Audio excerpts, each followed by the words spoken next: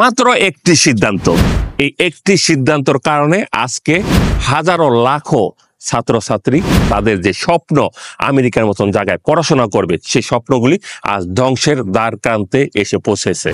কিন্তু সিদ্ধান্তটা কি?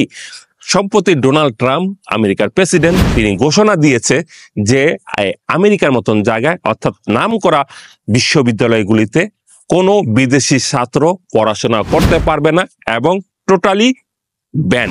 এখন কেন, কি জন্য এই আমেরিকার মতন জায়গায় বিদেশি ছাত্রছাত্রীরা পড়তে পারবেন না, আর এই সিদ্ধান্ত কেনই বা ডোনাল্ড ট্রাম্প ঘোষণা করেছেন, আজকের এই ভিডিওর মাধ্যমে আমি আপনাদেরকে সম্পূর্ণ বিস্তারিত খুলে বলবো এবং এর উপায় কি এবং কি জন্য এই আমেরিকার মতন জায়গায় অর্থাৎ বিদেশি ছাত্রছাত্রী কেন পড়াশোনা করতে পারবেন না, কি জন্য।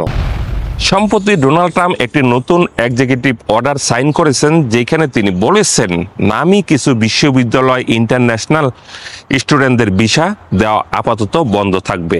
এখানে সবচেয়ে আলোচিত নাম হলো হার্ভার্ড ইউনিভার্সিটি।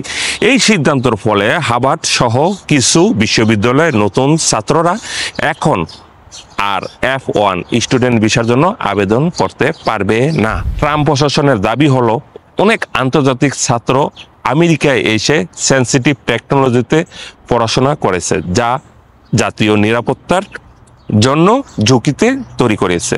বিশেষ করে চীনা শিক্ষার্থীদের উদ্দেশ্য করেই এই সিদ্ধান্তটা নেওয়া হয়েছে বলে অনেকেই মনে করেন। ট্রাম্প বলেছেন অনেক দেশ শিক্ষার নামে তাদের সরকারিভাবে লোক পাঠিয়ে গোপন তথ্য সংগ্রহে জড়িত থাকে।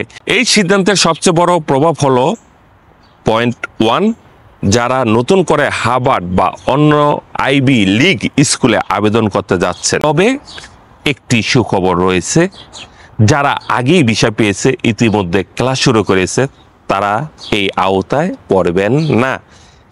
এই সিদ্ধান্ত কি চূড়ান্ত সিদ্ধান্ত? না ভাই, এটা এখনো চূড়ান্ত হয়নি। তবে কোর্ট চ্যালেঞ্জ করে বসেছে। হার্ভার্ড ইউনিভার্সিটি এবং আরও কয়েকটি শিক্ষা প্রতিষ্ঠান ট্রাম্পের এই সিদ্ধান্তর বিরুদ্ধে মামলা করেছে।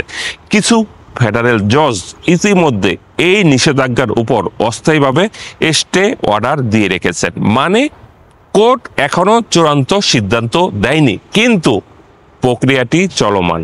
আপনি যদি হার্ভার্ড বা অন্য বড় বিশ্ববিদ্যালয়ে অ্যাপ্লাই করার কথা ভেবে থাকেন, তাহলে এখন থেকে ভিন্ন কিছু প্ল্যান বি তৈরি করে ফেলুন। বিশ্ববিদ্যালয় চ্যালেঞ্জ করে কম রিস্ক মুক্ত ইউনিভার্সিটিতে আবেদন করুন। স্কলারশিপ বা অ্যাসিস্ট্যান্টশিপ সুবিধা আছে এমন ইনস্টিটিউটে ফোকাস করুন। ইউএস স্টেট ডিপার্টমেন্ট USCIS এর ওয়েবসাইটে নিয়মিত আপডেট দেখুন।